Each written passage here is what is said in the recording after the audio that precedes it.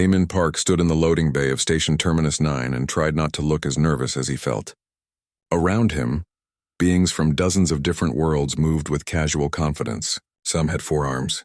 Others had scales that shimmered under the artificial lights. One creature nearby stood at least 10 feet tall with skin that looked like living stone. Taman was just a man, 5'9", 170 pounds. 2 arms, 2 legs, soft skin that bruised easily. He had been a soldier for 6 years in the Unified Earth Defense Force, but here, surrounded by the galaxy's finest warriors, he felt small. "Corporal Park?" a voice called out. It belonged to a human woman in an officer's uniform. She approached with a tight smile that didn't reach her eyes. "I'm Lieutenant Heejin Choi, Earth Command Liaison. I'll be monitoring your progress." "Thank you, ma'am," Taman said. Heejin lowered her voice. "Between you and me, most of the Council expects you to wash out in the first week. They only allowed humans into this program because refusing would have been politically difficult after the Outer Rim victories." "I understand. Do you?" Heejin studied his face. "The Galactic Shock Trooper program has a 40% survival rate. Most species are naturally stronger, faster, or more durable than humans. The training is designed for them, not us." Taman met her eyes. "Then I'll have to work harder." Heejin's expression softened slightly. "Good luck, Corporal. We're all counting on you." The orientation began an hour later. Taman found himself in a massive training hall with 60 other recruits. He recognized some species from his studies.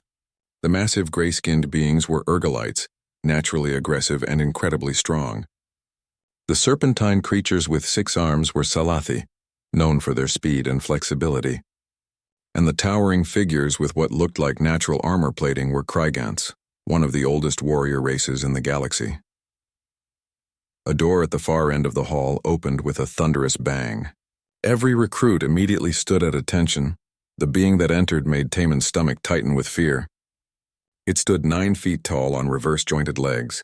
4 arms emerged from a torso covered in thick exoskeleton plates. Its head was angular with mandibles that clicked as it walked. 2 black eyes studied the recruits with obvious disdain. "I am Instructor Vexthor," the Krygant announced. His voice was like grinding metal. "For the next 6 months, I will transform some of you into shock troopers. The rest of you will fail. Most of you will leave injured. Some of you will die." He began walking down the line of recruits, examining each one. When he reached a massive ergolite, he nodded with what might have been approval. When he passed a Salathi, his mandibles clicked thoughtfully. Then he reached Taman. Vexthor stopped. He looked down at the human, his head tilting slightly. "This is what Earth sends? This soft thing?" Taman kept his eyes forward. "Yes, sir." "I have studied your species," Vexthor said. "You have no natural armor. No enhanced strength. Your bones break easily. Your skin tears like paper." He leaned closer. "Tell me, human, why should you be here?" "To complete the training, sir." Several recruits laughed. Vexthor's mandibles spread wide, a gesture Taman couldn't interpret. "We shall see," the instructor said. "Let us begin with a basic physical assessment." All recruits to the sparring circle. The assessment was brutal. Recruits were paired randomly to demonstrate combat capability. Taman watched as beings fought with strength and speed that seemed impossible. An ergolite threw his opponent across the room. A Salathi moved so fast she was nearly a blur. "Human," Vexthor called. "You're next." Taman stepped into the circle. His opponent was another ergolite named Brontok, who grinned down at him with too many teeth.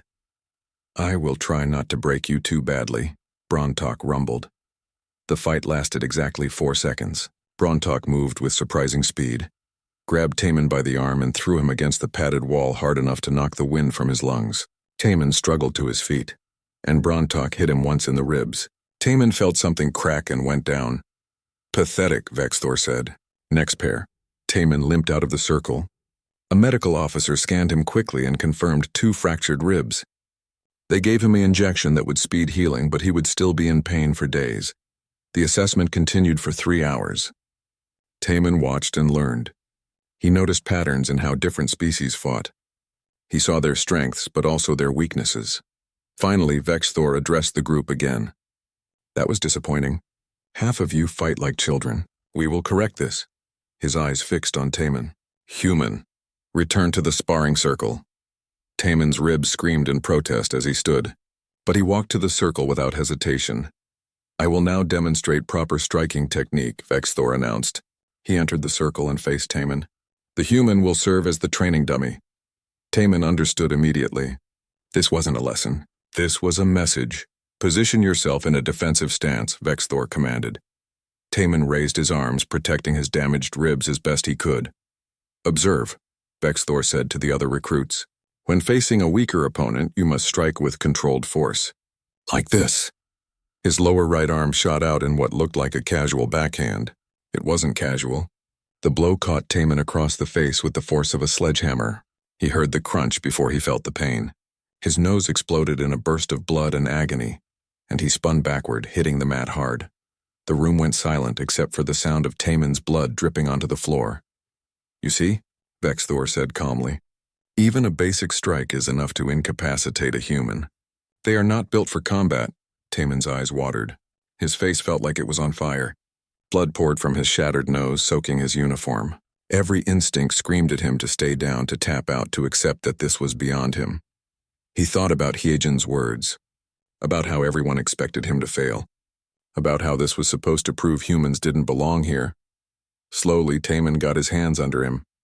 The room swam, but he pushed through the dizziness. He made it to his knees, then to his feet.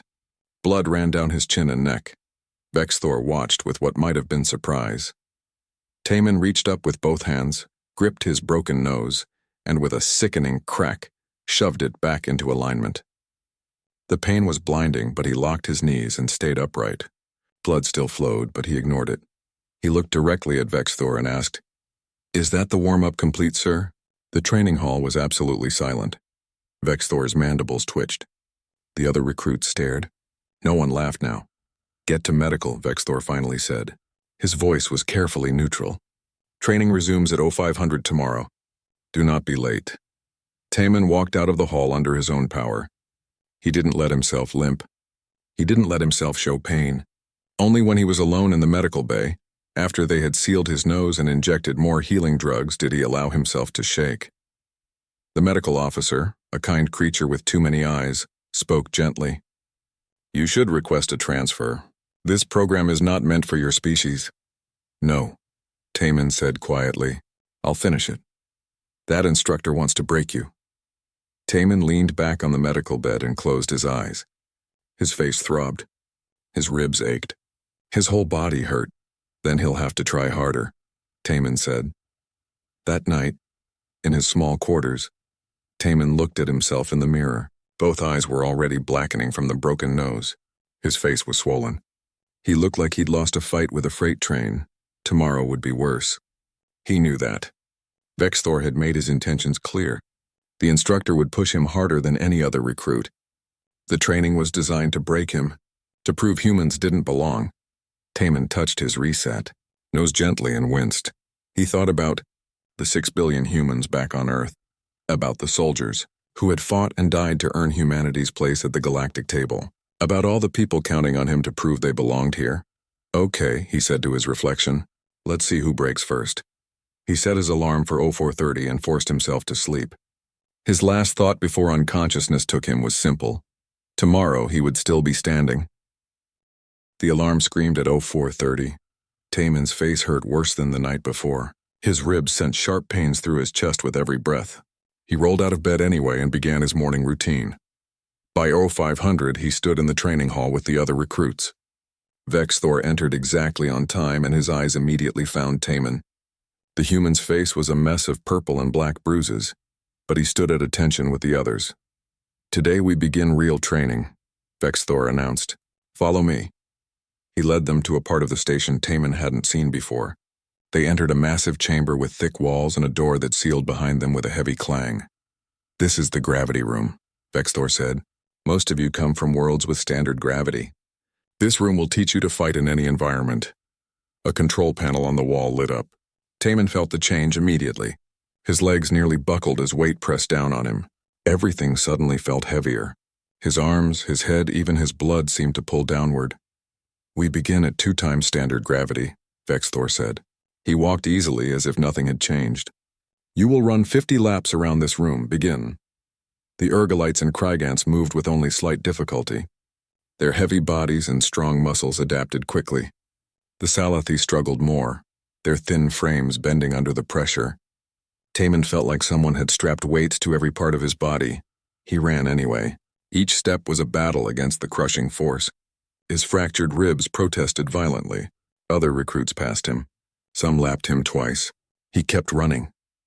Halfway through, a Salathi named Rivash collapsed beside him. She hissed in pain, her serpentine body unable to lift itself. "Keep moving or you fail," Vexthor called from the observation area. Taman stopped running. He grabbed Rivash under her forward arms and pulled her up. "Come on," he gasped.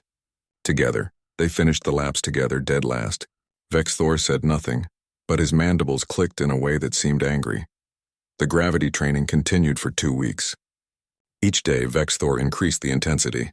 3 times standard gravity, 4 times, 5 times. Taman's legs developed stress fractures. The medical officers put him in a leg brace that helped his bones heal while still allowing movement. "You should quit," Brontok said one evening. The massive ergolite had begun sitting with Taman during meals.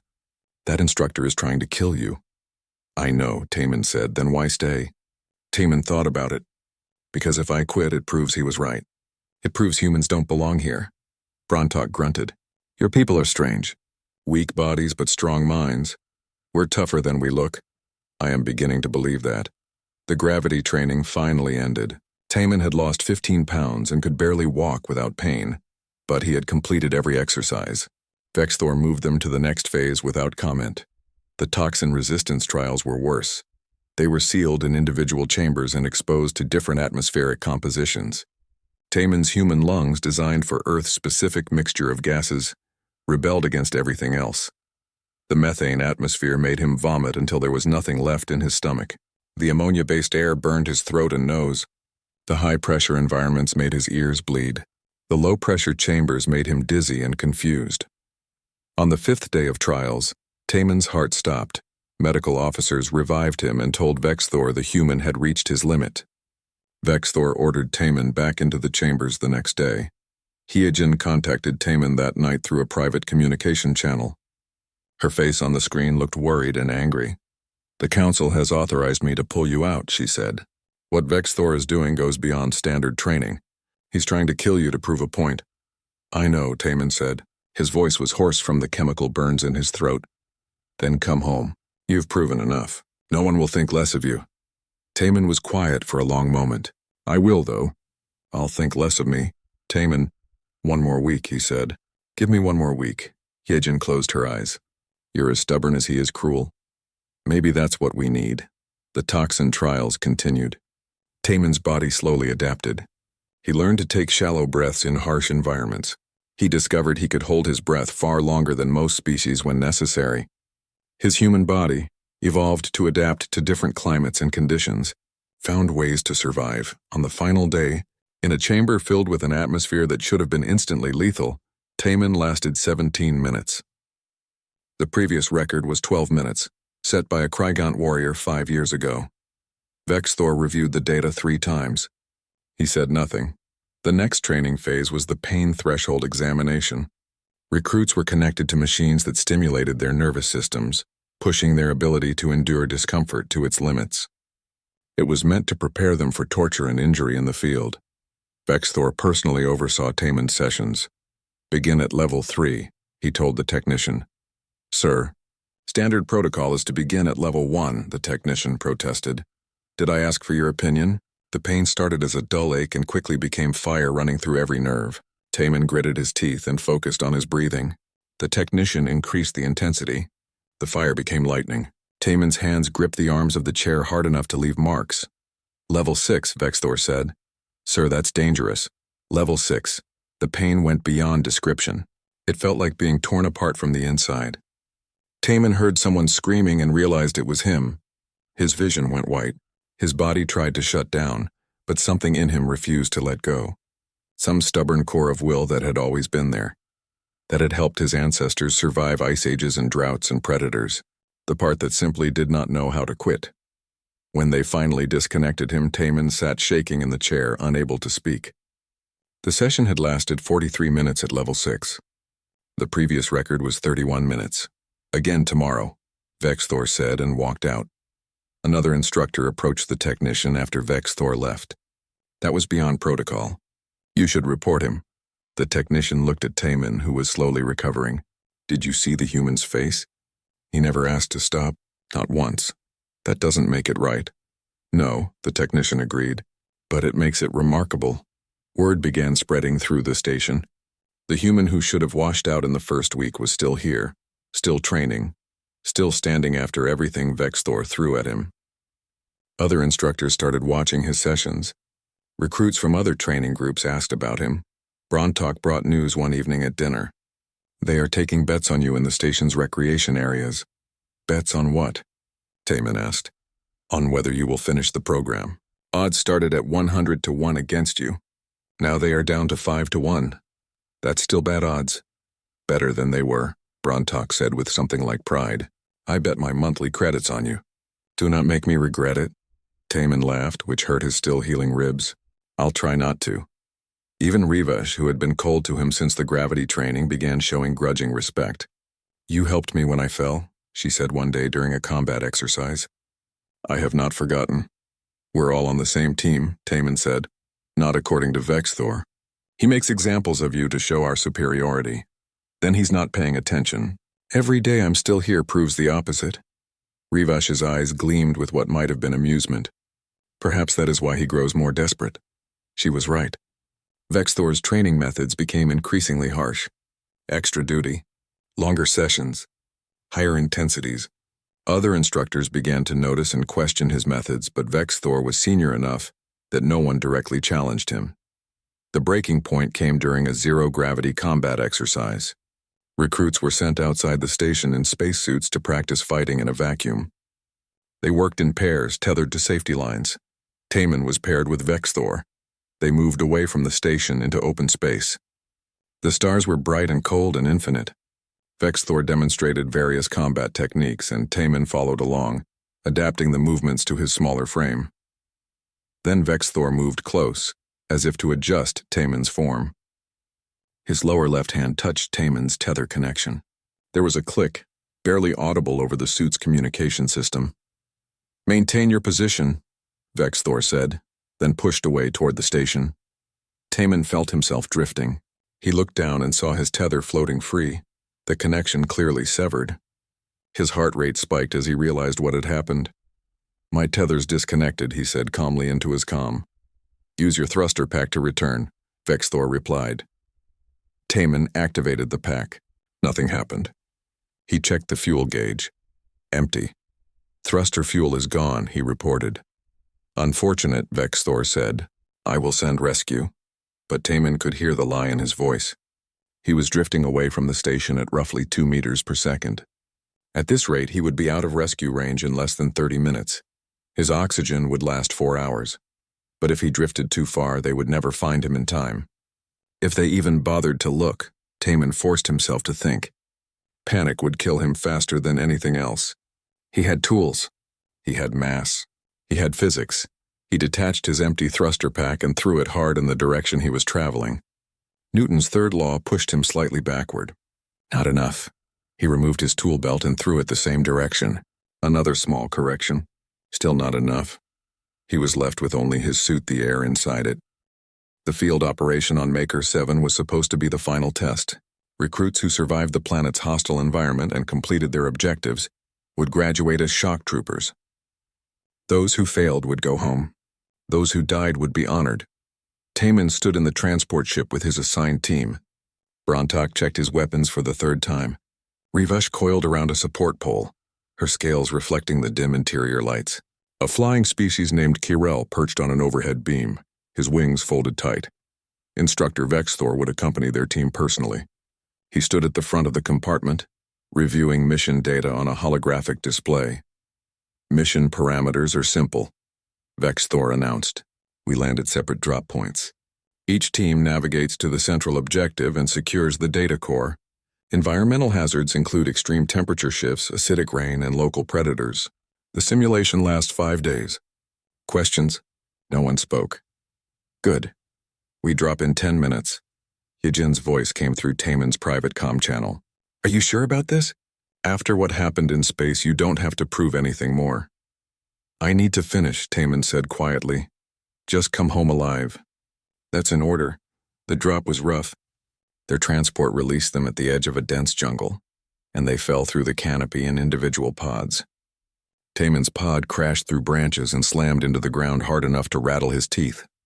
He climbed out and checked his gear. Everything was functional. Around him, the jungle was alive with sounds and movement. Things screeched in the trees. Something large moved through the undergrowth. The team assembled at the rally point. Chiral arrived first, having flown over the canopy. Brontok emerged from the jungle carrying a broken tree limb, having landed on it. Rivash slithered in silently from another direction. Vexthor was last to arrive. Move out. We have 40 kilometers to cover. The first day went according to plan. They navigated through the jungle, avoiding the larger predators and making good time. The heat was oppressive. The air was thick and hard to breathe. But compared to the training they had endured, it felt manageable. That night, they made camp in a defensible position on high ground. Chiral took first watch from a tree above them. Taman tried to sleep, but the jungle's sounds kept him alert. On the second day, things went wrong. They encountered a nest of creatures that looked like six-legged lizards the size of horses. The animals had dark scales and mouths full of teeth designed for tearing flesh. There were supposed to be 3 or 4 of them according to the mission briefing. There were 20. These numbers are incorrect, Vexthor said, checking his scanner. One of the creatures noticed them and shrieked. The others turned toward the team with obvious hunger. Defensive positions, Vexthor ordered. The creatures attacked in a coordinated rush. Brontok met the first one with his massive strength, grabbing it by the throat and throwing it into 2 others. Rivash moved like liquid, dodging snapping jaws and striking at eyes with her bladed weapons. Chiral swooped from above, distracting several creatures. Taman used his rifle to keep the creatures at a distance. He wasn't as strong as Brontok or as fast as Rivash, but he was a good shot and he stayed calm. They killed 5 of the creatures. The rest retreated into the jungle. Something is wrong, Vexthor said. This planet was surveyed. Those creatures should not be this aggressive or numerous. Maybe their breeding season, Chiral suggested. No, this is something else. They continued forward cautiously. Over the next few hours, they encountered more predators. All of them showed unusual aggression. All of them appeared in larger numbers than expected. That evening, Vexthor received a priority message on his secured communication device. His mandibles spread wide as he read it, a clear sign of distress. What is it? Brontok asked. Vexthor looked at his team. For the first time since Taman had known him, the instructor appeared uncertain. This is not a simulation. A classified military experiment on this planet has failed. Dangerous prisoners were released as part of an unauthorized training exercise by a faction within the galactic military. The creatures we are facing are real. The danger is real. Silence fell over the camp. We need extraction, Rivash said. Extraction is not available. The faction responsible has been arrested, but the damage is done. We must reach the evacuation point on foot. It is 30 kilometers from our current position. 30 kilometers through that? Chiral gestured at the jungle where they could hear creatures moving in the darkness. Yes. They began moving at dawn. The jungle was worse in daylight. They could see the creatures now, watching from the trees and undergrowth, stalking them, waiting for an opportunity. The first real attack came at midday. A pack of the creatures ambushed them from 3 directions. There were too many to count. The team fought desperately, trying to maintain formation and keep moving. A creature broke through their line and jumped at Vexthor from behind. The instructor spun and caught it, but 3 more followed. One of them lashed out with a barbed tail that caught Vexthor across the lower back. The instructor went down hard. He tried to stand, but his legs wouldn't respond. My spine, he said through gritted teeth. It's severed. Brontok roared and threw himself at the creatures, giving Taman time to reach Vexthor. The instructor's lower body was paralyzed. Without immediate medical attention, he would die. Leave me, Vexthor said. Get to the extraction point. No, Taman said. That is an order, human. I'm not leaving you. Rivash and Chiral drove off the remaining creatures. The team gathered around their fallen instructor. He weighs 800 pounds, Rivash said quietly. We cannot carry him that far. Brontok looked at the jungle, then at Vexthor. She is right. We barely survived that attack. Moving slowly with a wounded soldier, we will all die. They were right. Taman knew they were right, but he also knew he couldn't leave Vexthor behind. I'll carry him, Taman said. Everyone stared at him. You, Brontok said. You weigh less than half what he does. It's impossible. I can do it. Vexthor's mandibles clicked weakly. Your species is poorly designed for strength. You will collapse within a kilometer. Maybe, Taman said. He was already pulling equipment from his pack, fashioning a harness from straps and fabric. But humans are designed for something else. We're designed to keep going. He worked quickly, creating a drag harness that would distribute Vexthor's weight. It wouldn't be comfortable for either of them, but it would work. This is foolish, Vexthor said. Yeah, Taman agreed. He secured the harness around Vexthor's torso and connected it to his own body. But I'm doing it anyway, he began pulling. The weight was enormous. His legs shook with the effort. His back screamed in protest. But he moved forward one step at a time. Brontok, Revish, Kirill, you three focus on keeping the creatures away from us, Taman said. I'll handle moving the instructor. You'll kill yourself, Revish said. Probably. But I'm not leaving him to die. They moved through the jungle. Taman pulled Vexthor's weight behind him, fighting for every meter. The harness dug into his shoulders. His muscles burned. His heart pounded like a drum in his chest, but he kept moving. The creatures attacked twice more before nightfall. Each time, the team fought them off while Taman kept dragging Vexthor forward. He didn't stop. He didn't rest. He just pulled. When darkness fell, the others wanted to make camp. Taman refused. We keep moving, he said, and we have better chances in the dark. The creatures are used to prey that stops to rest. You need to rest, Brontok said. I'll rest when we reach extraction. So they continued through the night. Taman's body entered a strange state. The pain became distant, something happening to someone else. His mind focused on one thing, the next step. Then the next. Then the next. His human body evolved over millions of years to chase prey across endless plains, to outlast faster and stronger animals through sheer persistence, took over. His muscles found a rhythm. His lungs settled into a steady pattern. His heart rate stayed high but constant. He was doing what humans were built to do. He was refusing to stop. Dawn came. Taman was still moving. His shoulders were bleeding under the harness. His legs felt like they might give out at any moment. But he took another step. And another. Vexthor had stopped telling him to give up hours ago. The instructor watched the human silently, something like awe in his alien eyes. The second day passed. Taman stopped registering pain. There was only movement. Forward, always forward. On the third morning, they saw the extraction point in the distance. A cleared area with a landing pad and an emergency shelter. They also saw the creatures, dozens of them drawn by some instinct to the only way off the planet. We have to fight through them, Kirill said. Can you do it? Revash asked Taman. Can you fight and keep moving? Taman didn't answer with words. He just kept pulling, heading straight for the creatures. The team formed up around him. Brontok took point, his massive fists crushing anything that got close. Revish moved on the flanks, her blades flashing. Kirill attacked from above, diving and striking, and Taman pulled, step by step, through the chaos of battle, through the teeth and claws, through everything that tried to stop him. They reached the extraction point. Taman dragged Vexthor onto the landing pad and finally stopped moving. He collapsed beside the instructor as the others secured the perimeter. Taman woke up 2 weeks later in a medical bay. Every part of his body hurt in new and interesting ways. A monitor beside his bed beeped steadily and tubes connected him to various machines. Hyejin sat in a chair beside his bed. She looked tired. Welcome back, she said when she saw his eyes open. Did we make it? Taman's voice was rough. You made it. Vexthor made it. Everyone on your team survived. She squeezed his hand gently. You lost 30 pounds. Your kidneys nearly failed. The medical staff said you shouldn't have survived the physical stress you put yourself through. But I did. Yes, you did. Hyejin smiled, but her eyes were wet. The whole galaxy knows about it now. The incident on Maker 7 is a major scandal. The faction responsible has been arrested. Their leaders are facing trial. And Vexthor?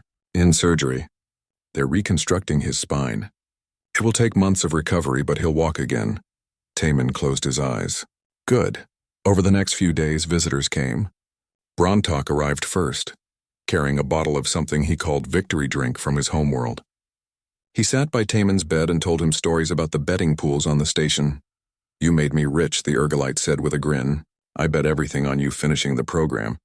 The odds were still 5-1 against you. Glad I could help. You did more than help. You changed minds. Other species are reconsidering what humans are capable of. Rivash visited next. She brought fruit from her homeworld and spoke quietly about how Taman had helped her during the gravity training.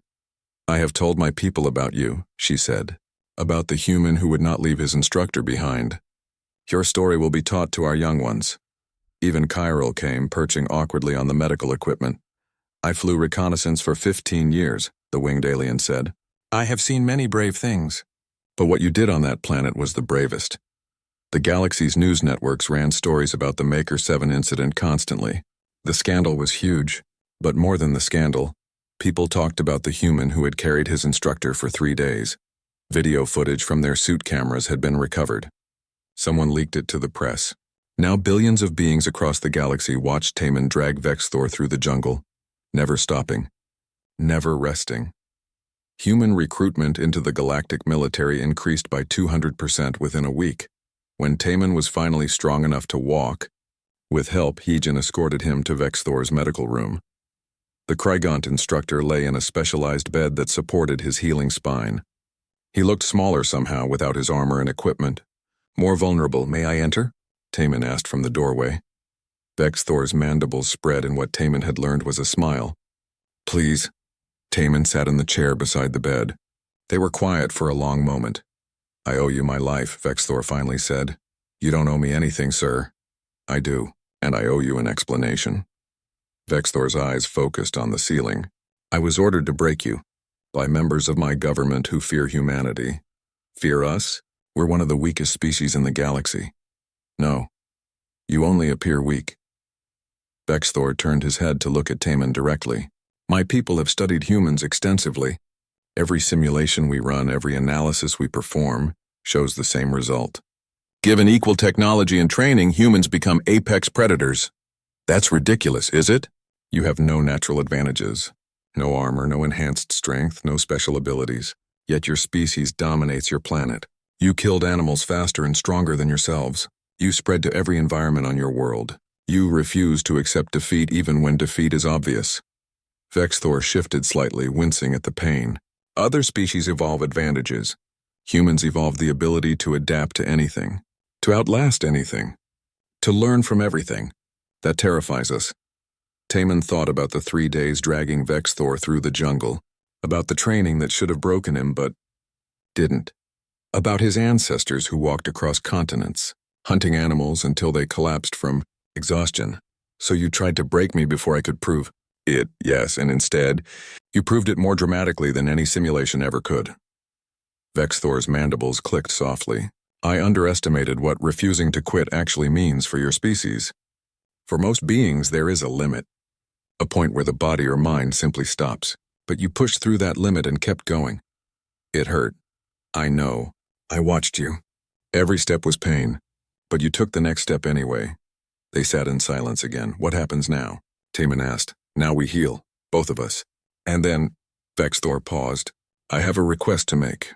It is traditional among my people, when someone saves your life in such a manner, to offer an oath of loyalty and service. You don't have to do that, I want to. You carried my spine across a death world. Now I will stand beside yours in battle. Vexthor extended one of his upper arms. If you will accept. Taman gripped the offered arm. Accepted. A week later, Taman received new orders. A terrorist faction, connected to the group responsible for the Maker 7 incident, was planning an attack. Station Kepler 22, a civilian station with 4,000 inhabitants, had been seized. The galactic military was activating shock trooper teams for the first time in combat. Taman's team was being fast-tracked to active duty despite not having completed their formal graduation. You're not fully healed, Hyejin protested when she heard. You should still be in medical care. I can fight, that's not the point. You nearly died. You need time to recover. Those people on the station don't have time. Hyejin looked at him with frustration and pride mixed together. You're going anyway, aren't you? Yes. She pulled out a data pad and handed it to him. Then you should read this. It's classified information about the terrorist leader. His name is Thexvar. He's a Krygant, former military commander. He believes humanity is a threat to galactic stability. Taman scrolled through the file. Thexvar had written extensively about his beliefs. Humans were described as a plague species that would eventually consume the galaxy through their ability to adapt and multiply. He's using the Makor 7 incident as proof that the galactic military has been compromised by human influence, Yejin explained. He thinks you specifically are evidence that humans are too dangerous to be allowed equal status. So this is personal. Very. The team assembled 3 days later. Taman stood with Brontok, Rivash, and Kirill. They wore proper shock trooper armor now, marked with the insignia of their unit. A new team member joined them. A human woman named Minji Yoon, a combat engineer who had been rushed through an accelerated training program. She had heard about Taman and requested assignment to his team. I saw the footage from Makor 7, Minji said when they met. You made Earth proud. Made all of us proud. Just did what needed doing. That's what humans do, she said with a smile. The final member of their team arrived last. Vexthor walked slowly, his spine still healing, but he walked. He wore armor modified to support his recovery and carried himself with quiet dignity. I am cleared for limited duty, he announced. I will serve as tactical advisor for this mission. You should be resting, Taman said. I could say the same to you. Your medical file says you still have muscle damage throughout your body. Then we're both stubborn idiots. Vexthor's mandibles spread wide. Indeed. The mission briefing was thorough. Station Kepler 22 had been seized by Thexvar and approximately 50 armed followers. They had control of the station's weapon systems and were threatening to destroy any rescue attempts. The shock trooper team would infiltrate through a damaged section of hull, disable the weapons, neutralize the terrorists, and extract the civilians. Standard impossible mission. We cannot fail, the mission commander said. If this station is destroyed, it will trigger a larger conflict. Thexvar has sympathizers throughout the military. He's trying to start a civil war. After the briefing, Vexthor pulled Taman aside. Thexvar was my mentor once, the instructor said quietly. He taught me everything about combat. He is brilliant and dangerous. Can we beat him? I do not know. But I know he fears you. He fears what you represent. And what's that? Change. The galaxy has been stable for centuries because everyone knows their place. Humans disrupt that. You show that strength is not just about physical power. That terrifies beings like Thexvar. Taman looked at his team. A massive Urgolite, a serpentine Salathi, a flying Kirel, a human engineer, and a recovering Kragant instructor. They were an impossible group, different species working together. Maybe that's exactly what the galaxy needs, Taman said. To be a little scared. To change, perhaps, Vexthor agreed. But first we must survive. The transport ship prepared for departure. Taman checked his weapons one last time and thought about the people trapped on that station. About the terrorist who wanted to prove humans were dangerous. Well, Taman thought, maybe Thexvar was right to be afraid. Not because humans were monsters, but because they never stopped, never gave up. Never left their people behind. The transport launched. The mission began, and Taman smiled, ready for whatever came next. The transport ship drifted silently toward Station Kepler 22. Inside, Taman and his team prepared for infiltration. They wore specialized suits designed for vacuum operations and combat. Each team member carried weapons appropriate to their role. Status check, Taman said quietly. Heavy weapons ready. Brontok rumbled. Infiltration systems active. Rivash hissed. Aerial systems functional. Kirill chirped. Engineering equipment secured. Minji reported. Tactical coordination online. Vexthor added from his position at the command console. The station grew larger in the viewport. It looked peaceful from the outside, its lights still shining. But Taman knew 4,000 people were trapped inside, terrified, waiting for rescue. We're approaching the damaged section, the pilot announced. You'll have a 30-second window when we're close enough for jump, but not close enough to be detected. The team moved to the airlock. Taman felt his heart rate increase, not from fear but from anticipation. This was what all the training had been for. The airlock opened. Space was dark and infinite beyond. Jump, Taman ordered. They launched themselves toward the station. Their suits had small thrusters that let them navigate in zero gravity. The damaged section of hull loomed ahead, a dark gap in the station's otherwise smooth surface. They slipped through the gap one by one and activated magnetic boots once inside. The corridor was dark and cold. Emergency lights flickered weakly. Minji, seal that breach behind us, Taman said. We don't want them knowing we're here yet. The engineer worked quickly, using a portable force field generator to cover the hole. It wouldn't be permanent, but it would last long enough. They moved through the station carefully. According to their intelligence, the terrorists controlled the central hub and the weapons control room. The civilians were locked in the station's main gathering area. We need to split up, Vexthor said. One group disables the weapons. Another group reaches the civilians. Third group confronts Thexvar. That spreads us thin, Brontok said. Yes. But it gives us the best chance of completing all objectives before they realize we're here. Taman considered the options. Minji and Karel, you two disable the weapons systems. Brontok and Rivash, you reach the civilians and prepare them for evacuation. Vexthor and I will find Thexvar. You're putting yourself in the most dangerous position, Rivash observed. That's what leaders do. They split up at the next junction. Taman watched his team disappear down different corridors, then turned to Vexthor. Do you know where he'll be? Taman asked. Yes, the command center. He'll want to oversee everything personally. They moved toward the station's core. The corridors were empty. Most of the terrorists were probably guarding the civilians or manning critical systems. They encountered their first guard near the command center. A Krygant warrior standing watch. Vexthor moved before Taman could react, striking the guard with precise efficiency. The warrior went down silently. I know their training, Vexthor explained quietly. I taught many of them. 2 more guards fell the same way. Then they reached the command center door. He knows we're coming, Vexthor said. The moment we open that door, this becomes a fight. Can you fight? Your spine is healed enough. I will not be at full strength, but I will be enough. Taman checked his weapon. On 3. The door opened on 1. They moved through fast and low, weapons ready. The command center was large, filled with computer stations and holographic displays. At the far end, standing before the main viewport, was Thexvar. He was bigger than Vexthor, older with scars across his armor that spoke of countless battles. He turned slowly, mandibles spreading in what might have been a smile. Vexthor, and the famous human. His voice was deep and measured. I wondered if you would come. Release the civilians, Taman said.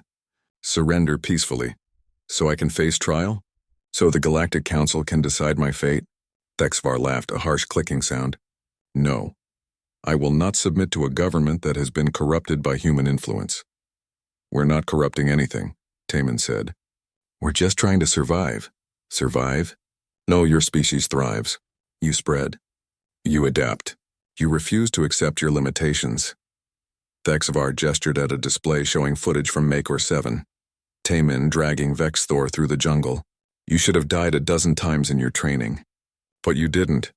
Because humans don't know when to quit. That's not a crime. It will be the end of us all. Your species has been among the stars for less than a century, and already you're changing everything. In 1,000 years, humans will dominate this galaxy. Every other species will be diminished or extinct. That's not what we want. It doesn't matter what you want. It's what you are. Vexthor stepped forward. You taught me that strength comes in many forms. That the best warrior adapts to any situation. Humans exemplify everything you taught me. I was wrong to teach you that, Thexvar said. There are limits. There must be limits, or the strong have no purpose. The strong protect the weak, Taman said. That's their purpose, spoken like a human. Always so certain of your moral superiority.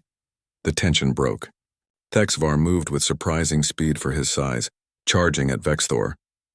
The 2 Krygants collided with a crash of armor and muscle. Taman fired his weapon, but Thexvar was too fast. He used Vexthor as a shield, forcing Taman to hold fire. The 2 Krygants fought with brutal efficiency, 4 arms against 4 arms. But Vexthor was still healing. He was slower, weaker.